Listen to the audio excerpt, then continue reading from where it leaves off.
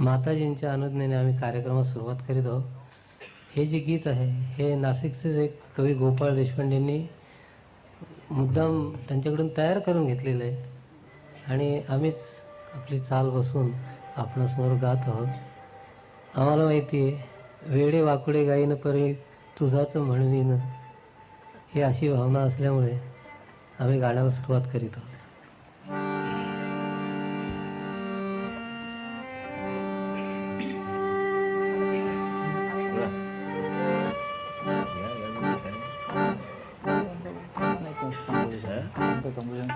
नमोस्तुते नमोस्तुते श्री निर्मला देवी नमोस्तुते.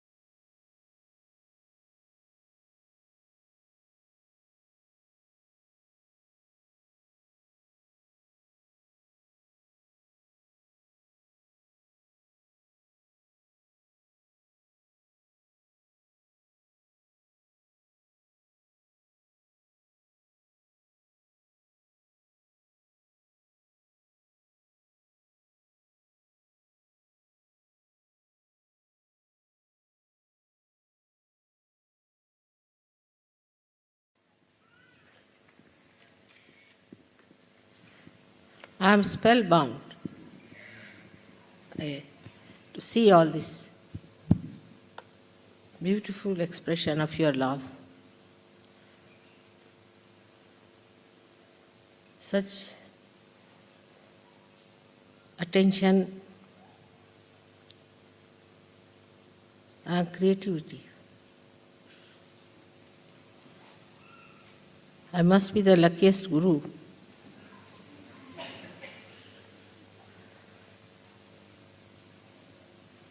to get the outside nature reproduced here so beautifully.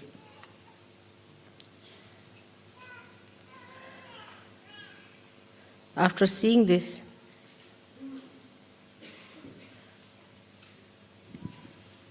no guru can escape complete melting of his heart.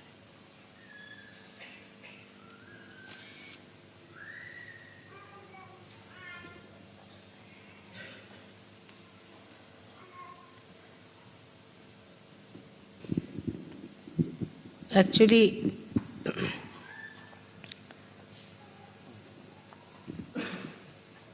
my disciples are very clever people.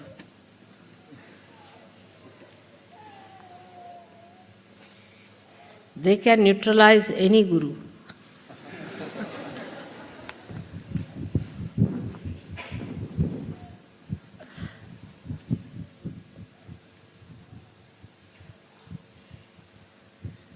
So that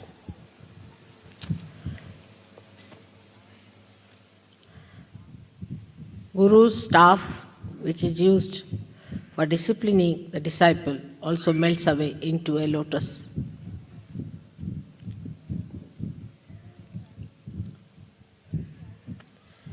Every time it's such a beautiful surprise to see how Sahajyogis are getting one with the divine. The expression of their joy,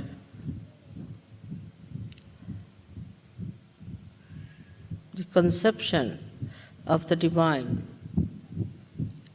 You can see very clearly, this is how I want you all to sit in the kingdom of God as I am sitting today.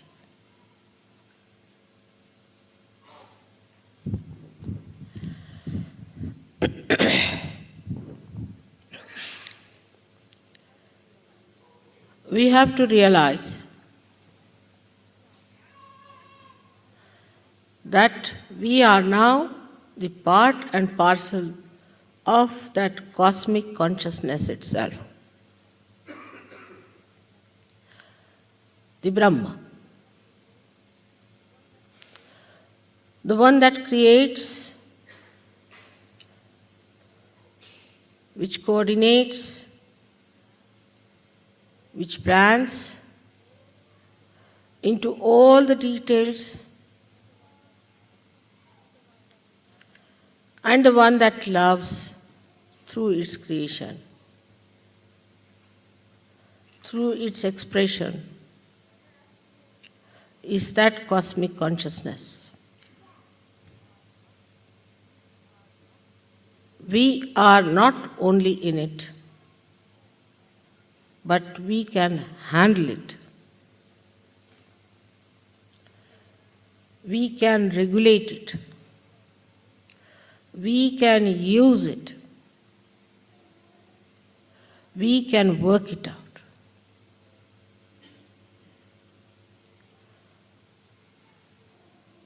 This is the state when we are in.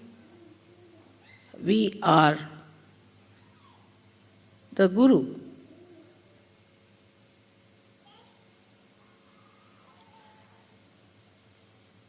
Guru means a thing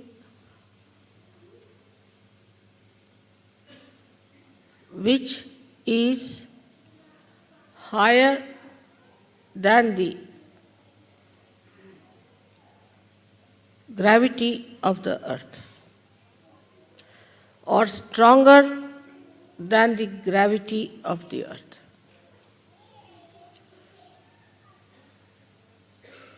What is the gravity of the earth? Superficially, when we see that, we understand it as a thing that acts on our body to keep us on the ground. Also, there is a load of a big atmosphere on our head, of many elephants standing on our head. Plus, the Mother Earth has the gravity to pull us towards herself. That's on the gross level, we understand the gravity. And on the gross level also, we sometimes understand the Guru principle.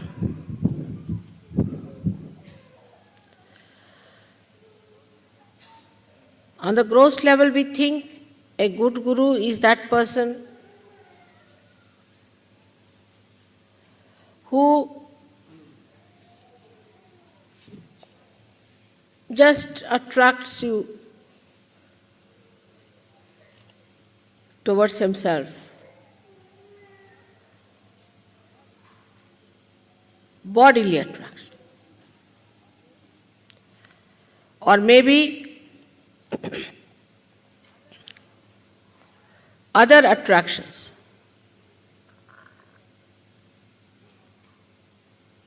Which are gross.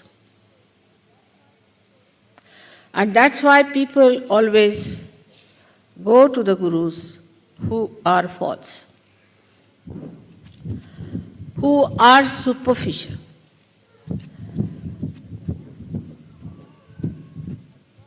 But the one who is above the gravity of the Mother Earth, the gross, the subtler and the subtlest, beyond all these attractions, that is the one, is the Guru.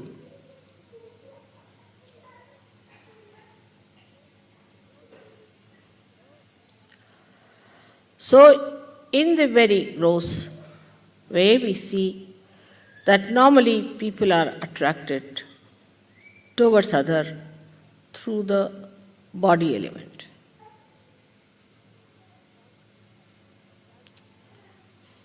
The gravity acting through the body.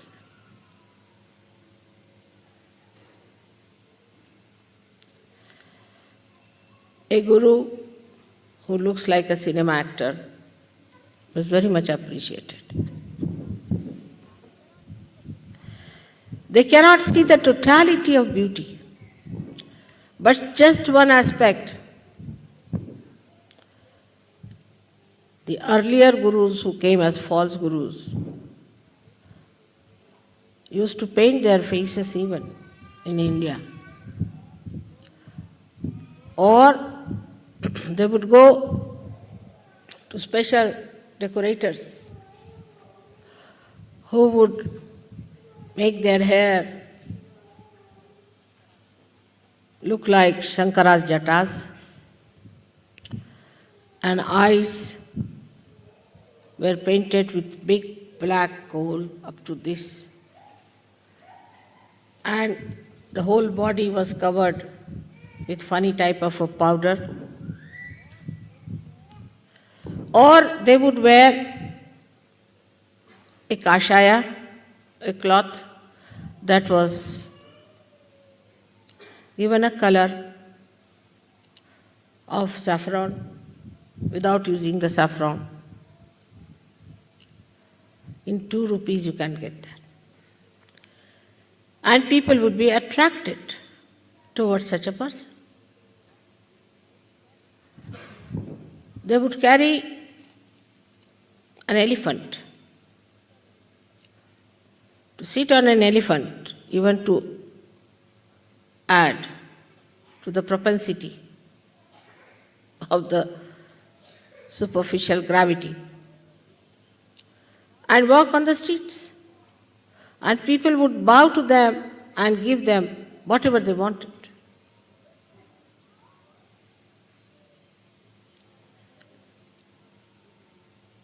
This cannot elevate anyone.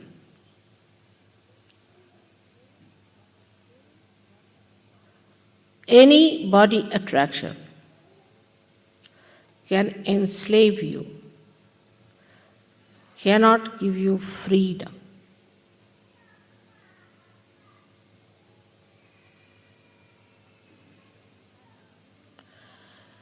It will give you habits for your body enslavements, and also it will enslave you to your guru.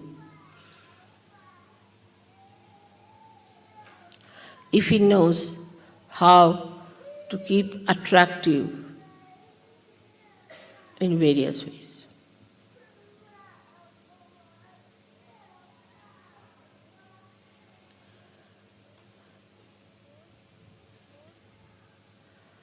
The whole understanding of the cosmic consciousness can be put in one little sentence, that it cannot be attracted by the gravity of any stars, earth, moon or sun.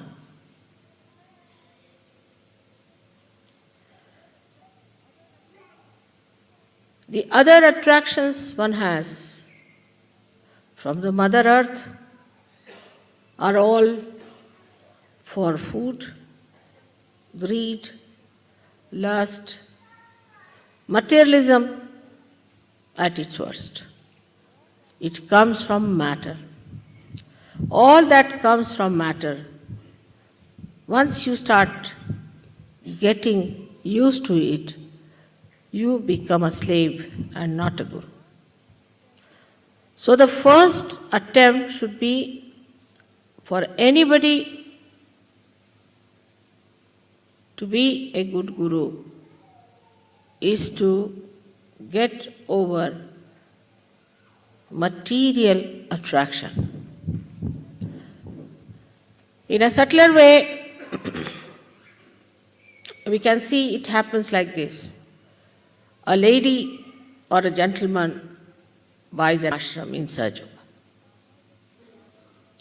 And the Sahajogis start living in that ashram.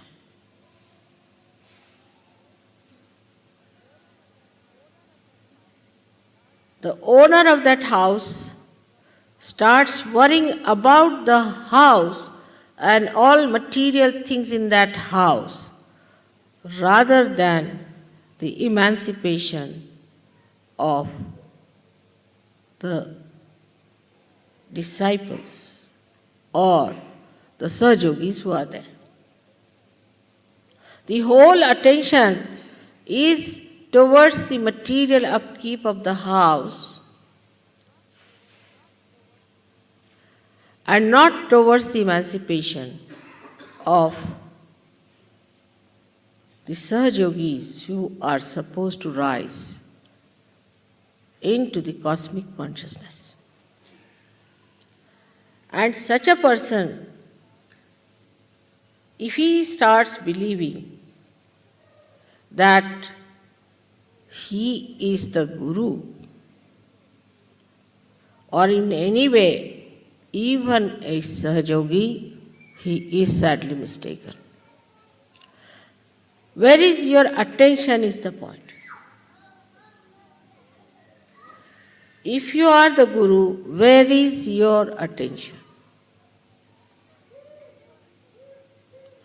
If your attention is on the correction and the nourishment of yourself and of others, then you are first of all the Sahajogi.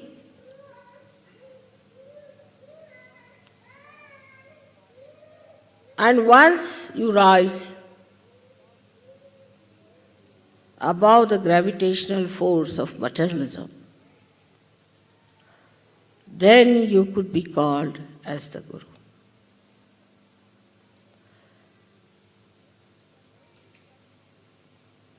Anything that is living has a capacity to rise against the gravity up to a point. That is limited. Like we have seen the trees. They come out of the Mother Earth and grow upward, up to a limited space. Every tree, every type of tree has its own limitations. Cedar will be cedar and rose will be a rose. Is all controlled by the gravitational force. But there is one thing which rises against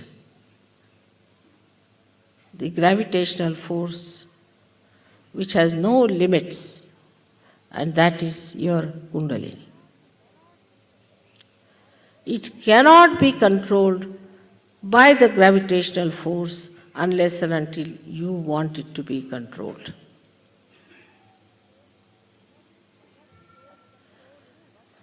Nothing can control it but you and yourself can control it.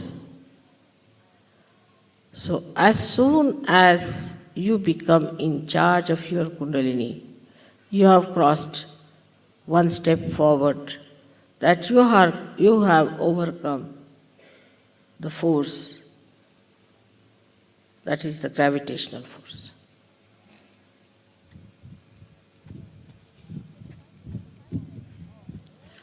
Then the cycle of all the 5 elements is bound together.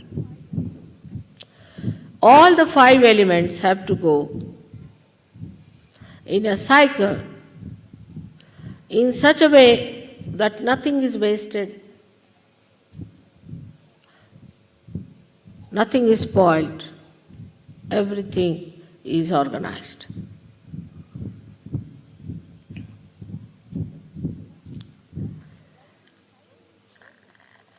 But the cycle is broken only by the awakening of the Kundalini.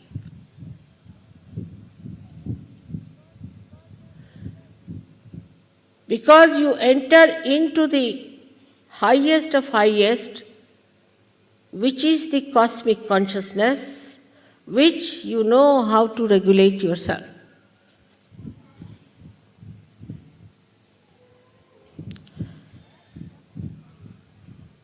That cosmic consciousness is the Param Tattva, is the principle of all the principles, controls all the principles. So it controls also the principles of all these 5 elements. It controls the Manashakti. It controls the evolution and gives you the power to evolve others. So this great Brahma Shakti is at your lotus feet. Perhaps Sahajogis do not realize what they have achieved. The only difference between a Adi Guru and a Guru, Sadguru I would say, is this, that the Adi Guru knows that he is the controlling power. He knows he is with absolute oneness with the Brahma Tattva, with the cosmic. The authority with which he talks, the complete confidence with which he says things. There is no doubt in his mind. In any one of his teachings, he'll say, I verily say to you, that confidence that I am with the Brahma Tattva, that I am the Brahma, and that I am controlling all that Tattva,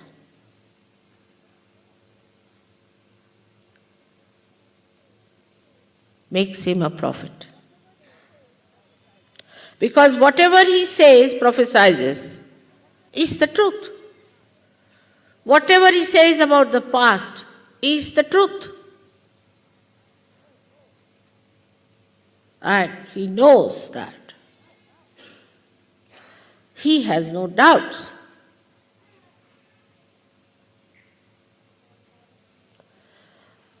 the authority with which Moses talked, authority with which Socrates talked, authority with which Lao Tse talked,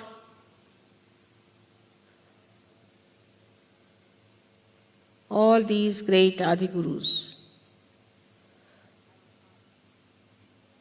from Adinath to Sainath, they didn't say, if you do this way will be good or that way would be good. No, this is what it is, you better do it.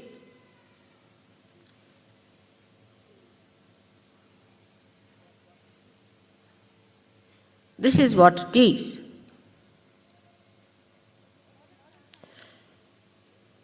But in modern times, those gurus may not work out. That's why a mother had to come.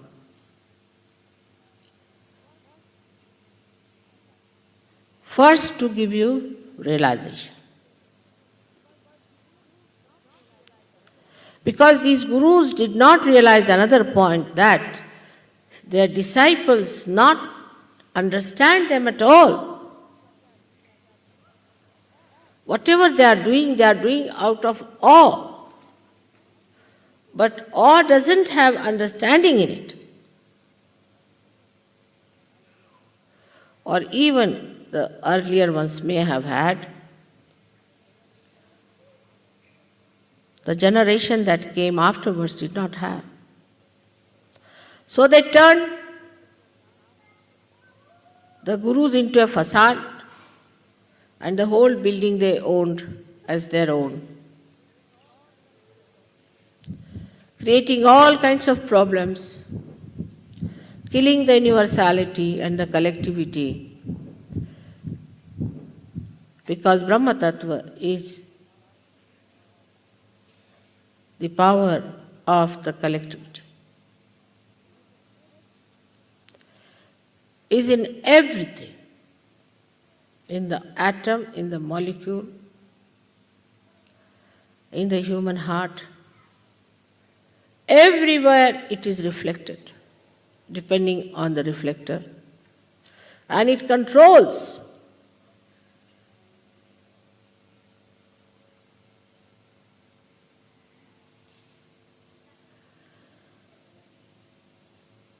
this understanding they had. But the human understanding, perhaps they did not have. That if we today tell them something, they might listen to us, but tomorrow they will forget. So it was necessary that you all should be given realization. Otherwise, also without realization, what's the use? What's the use of talking to people about the colors, those who don't have eyes? So realization has to be given. But it should not be done with diffidence.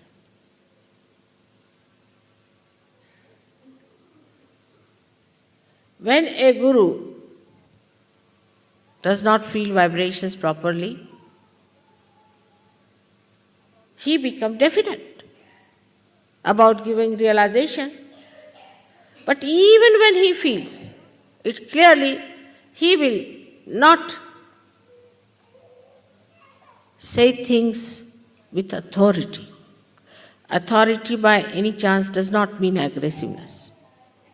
Authority is because you have it, that's why you express it. Like this light is now shining on my face. It is shining, it's not aggressive.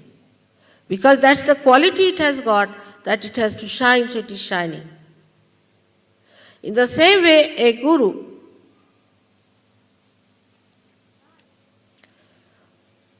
shines before the disciples.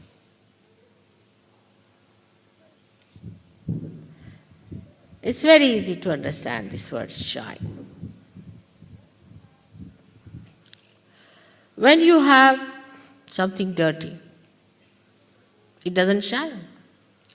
Even the gold which is always shining, is not tarnishable. If you put it under the mud, it won't shine. So you have to wash it, clean it, and rub it nicely so that it shines. But in Guru Tattva, it is from the basics you have to start. Before the gold came into its own state of gold, it was mixed with so many other things. So it had to be heated up, melted away, sieved out, and so many processes it had to go through to become gold. So when you become Sahajogis, you have become gold. Now the second job is to keep this gold shining. And third would be to get a part in the crown of your mother so that you can never be tarnished.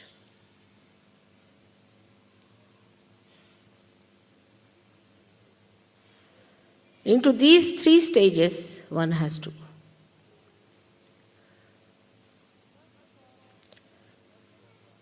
First of all, to judge yourself, to be a guru, you have to have a gravity of your own,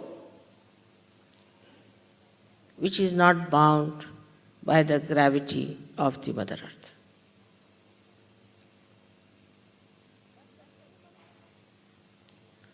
That's the minimum of minimum.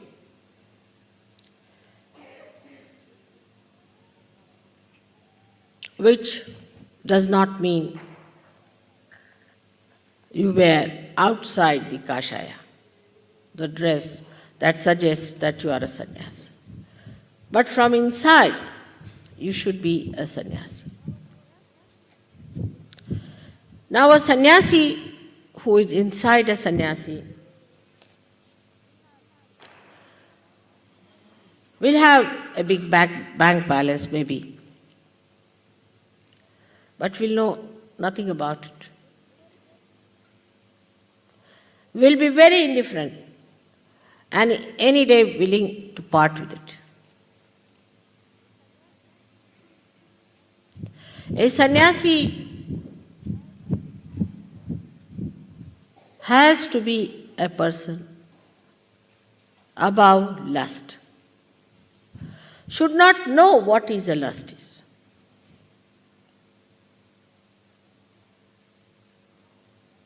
What is this attraction of lust is? That through his Kundalini and Muladhara, he can achieve it. Because now you have a capacity to rise above the gravity.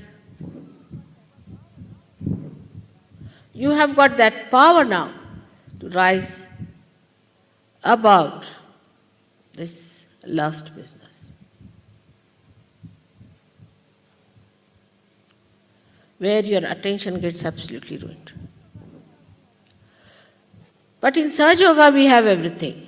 Like on Indian streets you will find the most modern car, a Rolls-Royce, Mercedes, as well as you can find a bullock cart, and also lots of cows and buffaloes, everything there. In the same way, I think in Sahaja Yoga we have all kinds. We have some people who are very great.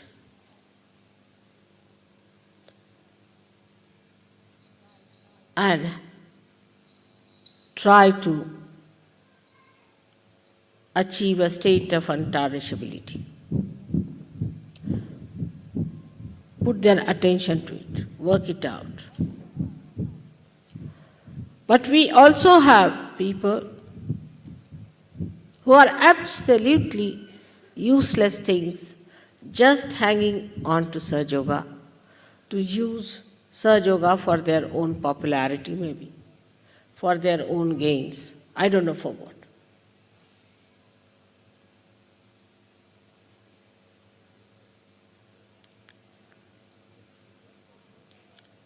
I have seen people who give lectures in the name of Sahaja Yoga and are badly caught up.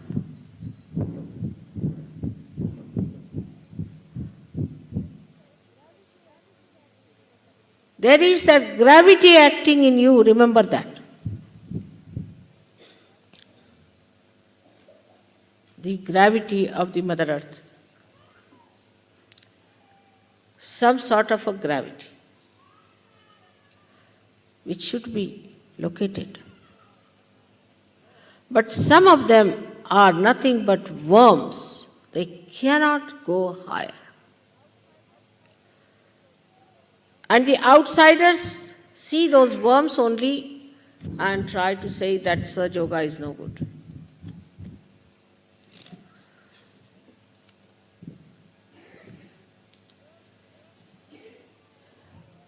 Your Kundalini has the power.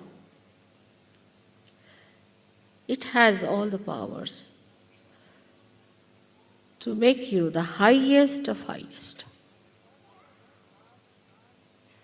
An ordinary grass can become a cedar. There's no limits to it.